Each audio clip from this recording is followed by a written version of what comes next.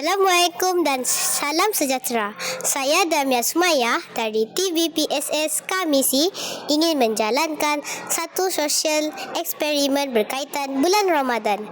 Ramadan bukan sekadar menahan lapar dan dahaga, tetapi juga bulan yang penuh dengan pengajaran, nilai murni dan keberkatan. Tapi, adakah mereka bersedia untuk menjalani ibadah ini? Jom kita dengarkan jawapan mereka.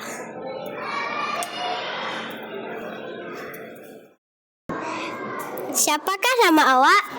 Nama saya Muhammad Afiq Iqbal bin Zaiful. Apakah yang awak faham tentang bulan Ramadan? Kita tidak boleh makan dan minum ketika puasa. Seterusnya, siapakah yang wajib berpuasa? Kita umat Islam. Adakah budak dan baby perlu juga? Tidak. Terima kasih. Siapakah nama awak? Nuraina binti Muhammad Azli. Puasa bermula dan berakhir pada waktu bila?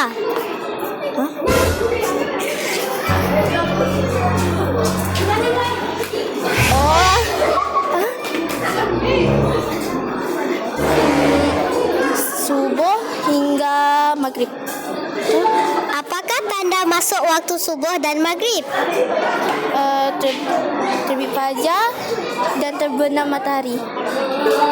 Terima kasih. Siapakah nama awak? Farius Al-Haziq. Adakah niat puasa wajib?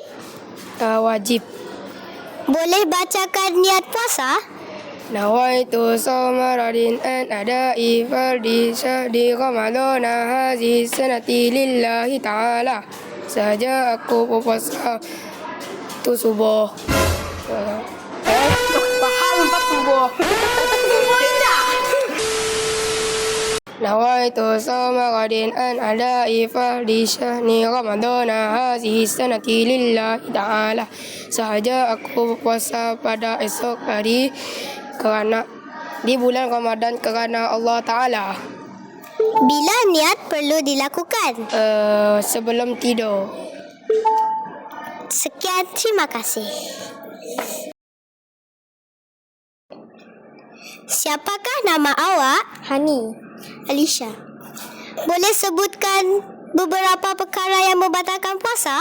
Memasakkan dalam mulut sesuatu.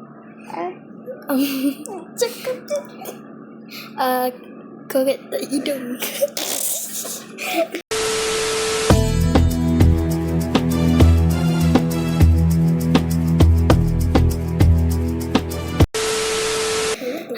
Adakah muntah dengan tidak sengaja akan membatalkan puasa? Tidak. Tidak. Sekian, terima kasih. Nama cikgu siapa? Nama cikgu Rizal, Cikgu Rizal. Apakah amalan-amalan sunat semasa berpuasa? Okey, amalan-amalan sunat semasa berpuasa, kalau bagi cikgu lah, awak boleh bacakan Quran, solat-solat sunat, apa lagi? Boleh bersedekah juga. Sama lebih kurang macam hari-hari biasa. Cuma dia pahala dia akan lebih bila kita sambil kita berpuasa lagi. Adakah solat tarawih wajib? Tidak. Sekian, terima kasih. Dari sesi ini, kita dapat lihat bahawa pengetahuan asas tentang puasa dan persediaan menyambut Ramadan amatlah penting. Terima kasih kerana menonton TVPSS Kamisi. Semoga Ramadan kali ini membawa keberkatan dan kebaikan untuk kita semua. Assalamualaikum warahmatullahi wabarakatuh.